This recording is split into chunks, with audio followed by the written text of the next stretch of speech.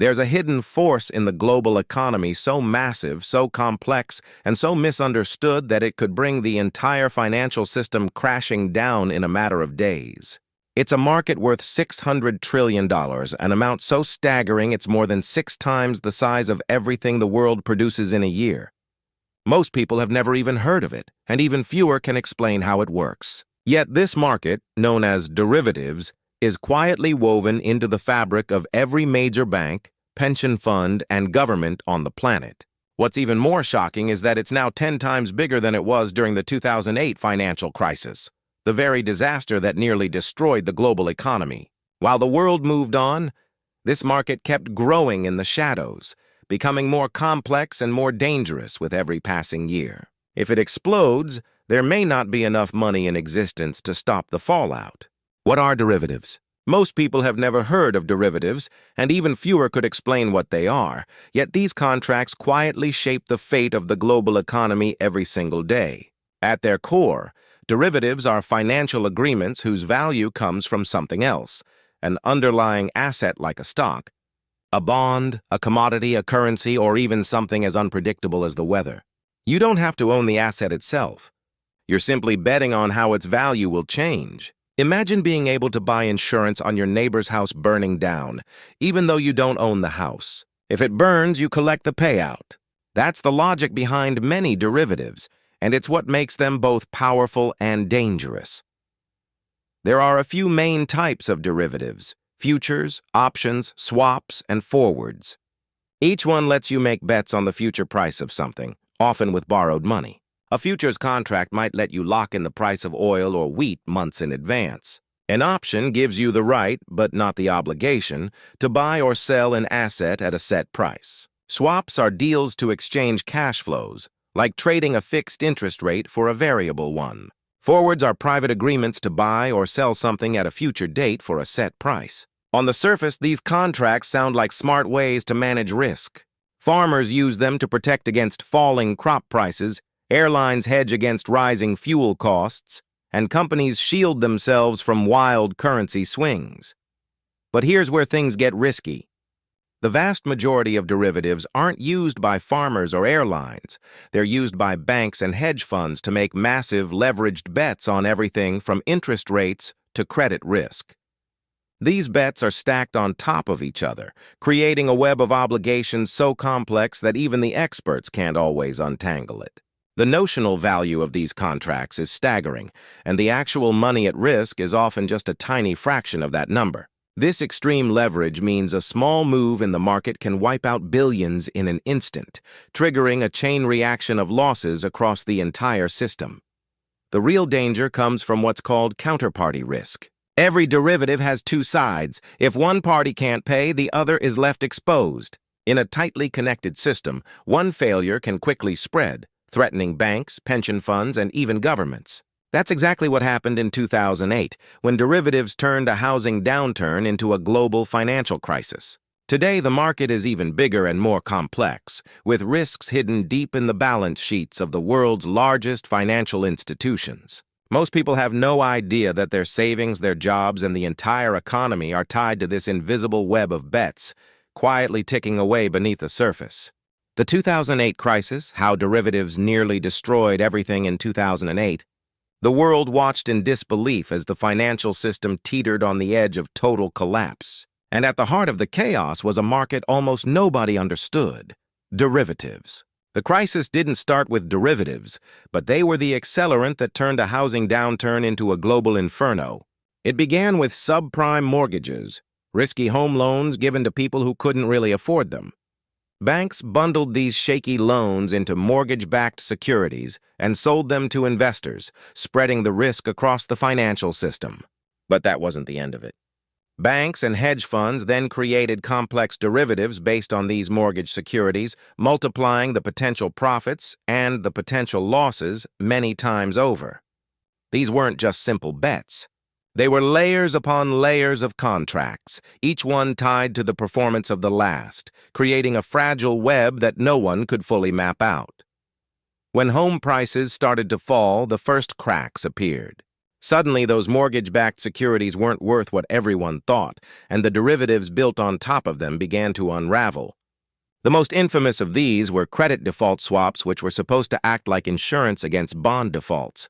But instead of just protecting investors, they became a way for speculators to bet on failure, even if they didn't own the underlying bonds. Companies like AIG sold hundreds of billions of dollars worth of these swaps, collecting premiums and assuming the risk was minimal. But when the defaults started piling up, AIG and others simply didn't have the money to pay out. The losses were so massive that the U.S. government had to step in with an emergency $180 billion bailout just to keep AIG afloat and prevent a domino effect that would have taken down every major bank. Lehman Brothers, one of the largest investment banks in the world, wasn't so lucky. With over $35 trillion in derivative exposure, Lehman's collapse sent shockwaves through the entire financial system. Suddenly, every institution that had traded with Lehman faced unexpected losses, and trust evaporated overnight. Banks stopped lending to each other, credit markets froze, and the global economy ground to a halt. The panic spread so quickly because nobody knew who was safe and who was next. The web of derivatives meant that everyone was connected, and a failure in one corner of the market could instantly threaten the entire system. Governments and central banks scrambled to respond, unleashing an unprecedented $29 trillion in bailouts, guarantees, and emergency loans to keep the system from total meltdown. The scale of the intervention was staggering, nearly twice the size of the entire U.S. economy at the time. But even with all that firepower, the damage was done. Millions lost their jobs, homes, and savings. The lesson should have been clear. Derivatives had made the financial system too complex, too interconnected, and too fragile for anyone to control. Yet instead of shrinking, the derivatives market only grew larger in the years that followed, setting the stage for even greater risks in the future. The market today, 10x bigger, 10x more dangerous today. The derivatives market is a beast that's grown far beyond what anyone could have imagined back in 2008. Back then, the notional value of all derivatives was about $60 trillion, a number so huge it nearly brought the world to its knees. Now, that figure has exploded to over $600 trillion, making the market 10 times bigger and, by every measure, 10 times more dangerous. To put that in perspective, the entire global economy produces about $100 trillion a year. The derivatives market is now more than 6 times the size of everything the world makes, sells, and buys in a year combined. It's a shadow financial system, operating mostly out of sight, but with the power to shake the foundations of the real economy in an instant. What's truly alarming isn't just the size, but the complexity and interconnectedness that have come with this explosive growth. Banks, hedge funds, and other financial giants are now more entangled than ever, with webs of contracts that stretch across continents and time zones. The vast majority of these contracts aren't being used by farmers hedging wheat prices or airlines locking in fuel costs. Instead, they're being used by the world's largest banks to make massive, leveraged bets on interest rates, credit risk, and currency movements. These bets are often stacked on top of each other, creating layers of risk that even the most sophisticated risk managers struggle to understand. The result is a system where a small shock in one corner of the market can trigger a chain reaction of losses that ricochet around the globe. The danger is amplified by the fact that most of these derivatives are traded over the counter, meaning they're private deals between institutions, not standardized contracts traded on an exchange. This lack of transparency makes it nearly impossible for regulators, or even the banks themselves, to know exactly who is exposed to what. In a crisis, this opacity can turn uncertainty into panic, as nobody knows where the losses will land or who will be left standing. The reforms put in place after 2008, like central clearinghouses and increased reporting requirements, were supposed to make the system safer. But in reality, they've only shifted the risk around, not reduced it. The market has continued to balloon, and the biggest players have only gotten bigger. The concentration of risk is staggering. In the United States, just 4 banks, J.P. Morgan Chase, Citibank, Bank of America, and Goldman Sachs, hold about 90% of all derivative exposure. These institutions are now so large and so interconnected that a problem at one could quickly spread to the others, threatening the entire financial system. Their derivative books are many times larger than their total assets or capital, meaning a relatively small loss could wipe them out. The banks claim their positions are hedged, but as history has shown, hedges work until they don't.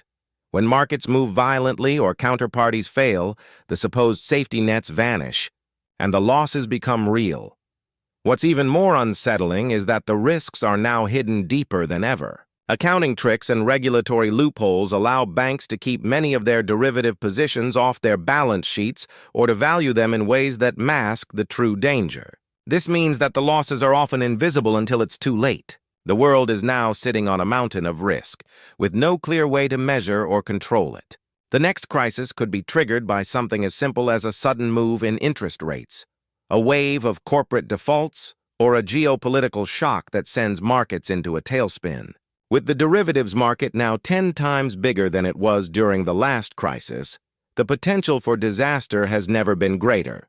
The system is more fragile, more opaque, and more interconnected than ever before, and the consequences of a meltdown would be immediate, global, and unstoppable. How derivatives work. Leverage on leverage, the real power and danger of derivatives, comes from leverage, a force that can turn small bets into massive wins or catastrophic losses in the blink of an eye. Leverage is what allows banks and hedge funds to control huge positions with only a tiny sliver of actual money on the line. In the world of derivatives, this means you can make a $100 million bet on the direction of interest rates, currencies, or credit risk, while only putting up a fraction of that amount as collateral. It's like playing poker with someone else's money, where the stakes are enormous and the risks are multiplied at every turn. This is the secret sauce that makes derivatives so attractive to financial institutions, and so terrifying to anyone who understands how quickly things can spiral out of control. Here's how it works. When two parties enter into a derivative contract, they agree to exchange payments based on the movement of an underlying asset. But unlike buying a stock or a bond, you don't have to pay the full value up front. Instead, you post a small amount of collateral, sometimes as little as 1% of the notional value of the contract. If the market moves in your favor, you can make outsized gains compared to your initial investment. But if it moves against you, your losses can quickly exceed the amount you put up, forcing you to come up with more cash or risk defaulting on the contract. This is where the danger lies. When thousands of these contracts are stacked across dozens of banks, a small shift in the market can trigger a cascade of margin calls, forced sales, and ultimately, failures that ripple through the entire system. The notional value of a derivative is the face value of the underlying asset, but the actual money at risk is usually much smaller. This creates a situation where the numbers on paper are staggering, but the real exposure is hidden until something goes wrong. For example, if a bank enters into a $100 million interest rate swap, it might only need to post $1 million in collateral. That's 100-to-1 leverage. If interest rates move just 1% in the wrong direction, the bank's collateral is wiped out. If they move 2%, the bank owes money it doesn't have. Multiply this scenario by thousands of contracts, and you start to see how a small market movement can trigger a chain reaction of losses that no one is prepared for. This leverage-on-leverage dynamic is what makes derivatives so explosive. Each new contract adds another layer of risk, and the interconnectedness of the system means that a problem in one area can quickly spread to others. Banks often use derivatives to hedge their own risks, but these hedges are only as good as the counterparties on the other side of the trade. If one party fails, the whole chain can unravel. In calm markets, this complexity is hidden. But when stress hits, the web of contracts starts to break down, and the losses can spread like wildfire. The complexity doesn't stop there. Modern derivatives have become so intricate that even the people who create them can't always predict how they'll behave under stress. Banks now create derivatives of derivatives. Contracts whose value depends on the value of other contracts, which in turn depend on yet more contracts. You can buy options on credit default swaps or swaps based on indexes of other swaps. This nesting creates exponential leverage, where a small movement in the underlying asset can trigger massive changes in the value of the entire pyramid built on top of it. The mathematical models used to price and manage these products are based on assumptions about market behavior, assumptions that can break down in a crisis. When that happens, the losses can be far larger than anyone expected. The concentration of risk in a handful of giant banks makes the system even more fragile. In the United States, just 4 banks hold about 90% of all derivative exposure. These institutions are so large and so interconnected that a problem at one could quickly spread to the others, threatening the entire financial system. Their derivative books are many times larger than their total assets or capital, meaning a relatively small loss could wipe them out. The banks claim their positions are hedged, but as history has shown, hedges work until they don't. When markets move violently or counterparties fail, the supposed safety nets vanish, and the losses become real. Leverage is a double-edged sword. It can amplify gains in good times, but it can also magnify losses in bad times, turning a small problem into a full-blown crisis. The world of derivatives is built on this foundation of leverage, and as the market has grown, so has the potential for disaster. The next time you hear about a sudden market shock or a bank in trouble, remember, it's not just about the money on the surface. It's about the hidden layers of risk, the leverage on leverage, and the fragile web of contracts that ties the entire financial system together. The big 4 banks, too big to save. When it comes to the world of derivatives, the real power isn't spread evenly across thousands of banks and institutions. Instead, it's concentrated in the hands of just 4 American giants, J.P. Morgan Chase, Citibank, Bank of America, and Goldman Sachs. These are the titans of modern finance, and together, they hold roughly 90% of all derivative exposure in the United States. Their combined notional exposure is so massive that it dwarfs not only their own balance sheets, but also the economies of entire countries. For example, J.P. Morgan alone has over $54 trillion in notional derivative exposure, which is about 180 times its total capital. Citibank, Bank of America, and Goldman Sachs each hold tens of trillions more. These numbers are so large they almost lose meaning, but the risk they represent is very real. The problem isn't just the size of these banks' derivative books, it's the way they're all interconnected. Each of these institutions hedges its risks by entering into contracts with the others, creating a circular web of obligations. On paper, it looks like the risks are balanced and offset. But in reality, it means that if one bank stumbles, the shock waves can instantly threaten the rest. This is the same dynamic that turned the collapse of Lehman Brothers in 2008 from a single bank failure into a global financial crisis. Back then, Lehman's derivative exposure was only $35 trillion, and its failure sent losses rippling through every institution that had traded with it.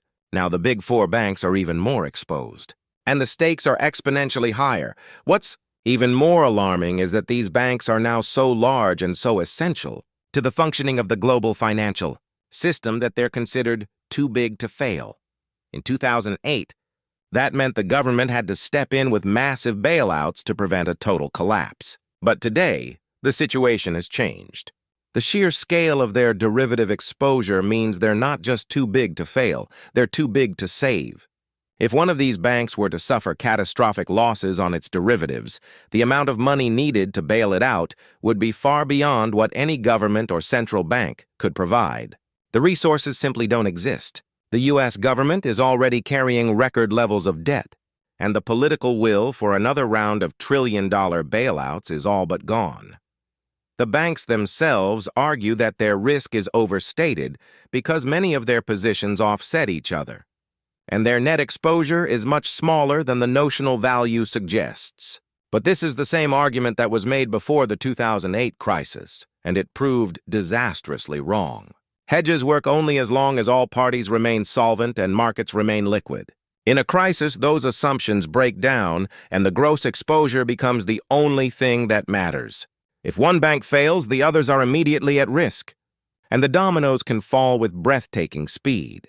The concentration of risk in just 4 institutions also means there's no real diversification in the system. All the big banks are making similar bets, responding to the same market signals and using the same models. When everyone is positioned the same way, a shock in one direction can create simultaneous losses across the entire system.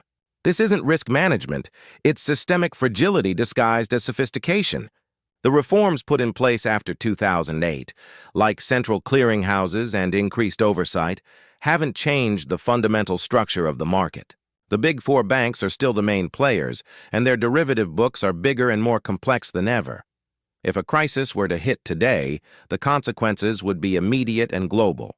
The failure of any one of these banks would send shockwaves through every corner of the financial system, freezing credit markets, wiping out pensions, and threatening the savings of millions. The government could try to step in, but the scale of the problem would quickly overwhelm any rescue effort. The reality is that the big four banks have become so large, so interconnected, and so exposed to derivatives that they're now beyond the reach of any safety net. The next time you hear about a bank in trouble, remember, it's not just their own survival at stake, but the stability of the entire global economy. Triggers for the next crisis. The next financial crisis won't come out of nowhere. It's already brewing beneath the surface, with multiple triggers quietly building pressure in the global system. The most obvious and immediate threat is interest rate volatility. Over $500 trillion in derivatives are tied to interest rates, and the last few years have seen the fastest and most dramatic rate hikes in decades. When the Federal Reserve and other central banks raised rates from near zero to over 5% in a matter of months, it sent shockwaves through the financial world. Every move created winners and losers, but the losers, banks, hedge funds, and corporations on the wrong side of these bets, are now sitting on losses that are often hidden by accounting tricks. If rates keep rising, or if they suddenly fall in response to a recession, the resulting swings could trigger margin calls and forced liquidations, setting off a chain reaction of losses that no one can control. But interest rates aren't the only danger lurking in the shadows. Commercial real estate is another ticking time bomb. Over $2 trillion in commercial mortgages must be refinanced in the next 2 years, and most of those loans were made when rates were much lower. As property owners struggle to refinance at today's higher rates, defaults are almost certain to spike. That's bad news for banks, but it's even worse for the derivatives market, where credit default swaps and other contracts are written on commercial mortgage-backed securities. If enough properties go into default, the payouts on these derivatives could reach tens of billions, weakening regional banks and potentially triggering failures that ripple through the entire system. Europe's banking sector is another source of instability. The collapse of Credit Suisse in 2023 and the ongoing struggles of Deutsche Bank have exposed just how fragile some of the continent's biggest institutions really are. Both banks are massive players in the derivatives market, with Deutsche Bank alone carrying over $40 trillion in notional exposure. If a major European bank fails, the losses won't be contained within Europe. They'll spread instantly to American banks and other global institutions through the web of derivative contracts that link them. The same goes for Asia, where China's real estate crisis and Japan's massive government debt create additional points of vulnerability. If local governments in China default, or if Japan is forced to raise interest rates, the shockwaves will be felt worldwide. Sovereign debt crises represent perhaps the most dangerous trigger of all. Countries like Japan, with government debt exceeding 260% of GDP, are walking a tightrope. If investors lose confidence and start dumping government bonds, the resulting spike in yields could trigger massive losses on interest rate and currency derivatives. The same risk exists in emerging markets where debt is often denominated in foreign currencies. A sudden devaluation or default could set off a cascade of derivative losses that quickly spread to the developed world. Geopolitical shocks are the wild card that could ignite a crisis at any moment. A conflict between China and Taiwan, an escalation of the war in Ukraine, or a major disruption in the Middle East could send energy prices soaring, disrupt global trade, and trigger violent moves in currency and commodity markets. Each of these scenarios would blow up derivative positions that are predicated on stability, forcing banks and hedge funds to scramble for cash and sell assets into a falling market. What makes all these triggers so dangerous is the sheer size and interconnectedness of the derivatives market. A small spark in one corner of the system can quickly become an uncontrollable blaze, as losses cascade from one institution to the next. The models and safeguards that are supposed to protect the system are based on assumptions that markets will remain liquid and counterparties will always pay. But as history has shown, those assumptions can evaporate in a crisis, leaving the entire financial system exposed. The next crisis won't look exactly like 2008, but the warning signs are everywhere, and the potential triggers are multiplying by the day. Why bailouts won't work? This time, the idea that governments and central banks can simply step in and save the financial system like they did in 2008 is a comforting illusion. But it's one that's quickly unraveling in the face of today's reality. Back then, the world's leaders unleashed an unprecedented $29 trillion in bailouts, guarantees, and emergency loans to keep the system from total collapse. It was a rescue operation on a scale never seen before, and it barely worked. The derivatives market at the time was only $60 trillion in notional value. Now, that market has ballooned to over $600 trillion, 10 times larger, 10 times more complex, and 10 times more dangerous. The sheer size of the problem has outgrown the tools that once kept disaster at bay. If even a small percentage of these contracts go bad, the losses would dwarf anything seen in 2008, and there simply isn't enough money in the world to cover the damage. Governments are already drowning in debt from years of stimulus, pandemic spending, and previous bailouts. The U.S. national debt alone has soared past $36 trillion, while Europe and Japan face their own mountains of obligations. Central banks, which once had the power to print money and buy time, have already stretched their balance sheets to the breaking point. The Federal Reserve's balance sheet exploded from $800 billion before the last crisis to nearly $9 trillion during the COVID pandemic. That flood of new money helped spark the worst inflation in 40 years, eroding the value of savings and pushing up the cost of living for everyone. If central banks tried to print another $20 or $30 trillion to bail out derivatives losses, the result would be catastrophic inflation, a collapse in the value of the dollar and other major currencies, and a loss of faith in the entire financial system. The political landscape has also changed dramatically since 2008. Back then, the public was shocked, but ultimately accepted the argument that the banks had to be saved to prevent a total economic collapse. Today, trust in institutions is at an all-time low, and political polarization is at an all-time high. Populist movements on both the left and right are demanding that the wealthy and powerful be held accountable for their own mistakes. The idea of another massive taxpayer-funded bailout for Wall Street is politically toxic. Any attempt to repeat the playbook of 2008 would likely be met with fierce resistance, protests, and possibly even social unrest. The will to save the system at any cost simply isn't there anymore. There's also a fundamental difference between bailing out traditional bank assets and bailing out derivatives. When a bank holds bad mortgages, the government can buy them, take the loss, and eventually recover some value when the housing market stabilizes. But derivatives aren't assets, they're contracts between parties. When a derivative fails, one side loses and the other side wins. If the government steps in to cover the loser's losses, it's essentially transferring wealth from taxpayers to speculators, with no productive purpose and no hope of ever recovering the money. The complexity and opacity of the derivatives market make it nearly impossible to even figure out who should be bailed out or how much money would be needed. In a true crisis, the tangle of contracts and counterparty obligations would take years to unwind, by which time the real economy would already be in deep recession or worse. The bottom line is that the resources, the political will, and the practical mechanisms for another massive bailout simply don't exist. The system has grown too large, too complex, and too interconnected to be saved by the old methods. The next time the derivatives market blows up, governments and central banks will find themselves powerless to stop the cascade. The losses will have to fall where they may, and the consequences will be felt by everyone, not just the financial elite. The era of easy bailouts is over, and the world is now facing risks that are truly beyond anyone's control. The unknowable. Aftermath: if the $600 trillion derivatives market finally unravels, the aftermath will be unlike anything the world has ever seen. The speed and scale of the collapse would be almost impossible to comprehend, moving faster than any government or central bank could react.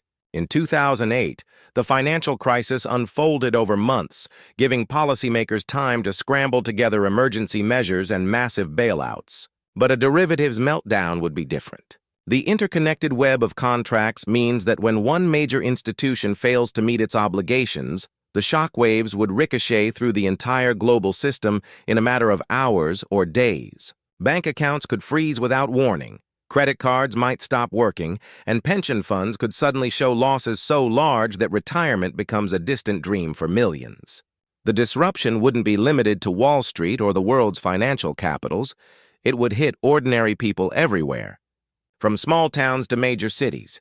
As the gears of the real economy grind to a halt, the first signs would likely be panic in the financial markets. As losses mount and counterparties scramble to cover their positions, asset prices would plunge across the board. Stocks, bonds, real estate, and even supposedly safe government securities could all be caught in the downdraft. The value of currencies might swing wildly as investors rush to move their money to perceived safe havens, only to find that nowhere is truly safe. The sudden evaporation of trust would freeze lending between banks, making it impossible for businesses to borrow money to pay workers or keep the lights on. Supply chains could break down as companies run out of cash or credit, leading to shortages of everything from food to fuel to medicine. The shock would ripple through every sector, leaving no corner of the economy untouched. As the crisis deepens, the social consequences would quickly become severe. Unemployment would spike as businesses fail or slash jobs to survive. Governments, already stretched thin by debt and previous bailouts, would struggle to provide even basic services. Public anger would boil over as people realized that the system they depended on was built on a foundation of hidden risk and unchecked speculation. Protests and unrest could erupt in cities around the world, fueled by a sense of betrayal and desperation. Political leaders would be forced to make impossible choices, balancing the need to restore order with the reality that the old tools, bailouts, stimulus, and central bank intervention, no longer work in a crisis of this magnitude. The psychological impact would be just as profound. For decades, people have trusted that their money in the bank is safe, that their retirement savings will be there when they need them, and that the financial system, while sometimes shaky, is ultimately stable. A derivatives collapse would shatter that trust, leaving a legacy of fear and uncertainty that could last for generations. The sense of security that underpins modern life would be replaced by anxiety and suspicion as people question whether any institution can be relied on. The ripple effects would extend far beyond finance, shaping everything from politics to culture to the way people plan for the future. What makes the aftermath truly unknowable is the sheer complexity and scale of the derivatives market. Unlike previous crises, where the damage could be contained and eventually repaired, a derivatives meltdown would be too big and too fast for any coordinated response. The tangle of contracts, counterparty obligations, and hidden exposures would take years to unwind, if it could be done at all. By the time anyone figured out who owed what to whom, the real economy would have already suffered lasting damage. The world could face a prolonged depression, with high unemployment, stagnant growth, and a collapse in living standards. The political fallout could reshape governments and societies, as people demand accountability and new systems to prevent such a disaster from ever happening again. In the end, the true cost of a derivatives collapse can't be measured in dollars or lost GDP. It would be a crisis of confidence, a reckoning with the risks that have been allowed to build up in the shadows for far too long. The world would be forced to confront the reality that the financial system, as it exists today, is fundamentally unstable, and that the consequences of ignoring that instability are more severe than anyone ever imagined. The story of the $600 trillion derivatives market is a warning that can't be ignored. What began as a tool for managing risk has become a force that multiplies danger hidden in the shadows of the global financial system. The lessons of 2008 were clear, yet instead of shrinking, The market has grown tenfold, with risks now concentrated in just a handful of massive banks. The triggers for the next crisis are already in motion: volatile interest rates, mounting corporate debt, fragile banks, and geopolitical shocks. If the system unravels, the fallout will be swift, global, and impossible to contain. There's no longer enough money, political will, or public trust to bail out the world's biggest financial players. The real question isn't if the next crisis will come, but when, and how much damage it will leave behind. As the world sits atop this financial time bomb, it's up to all of us to ask, are we prepared for what happens when it finally goes off?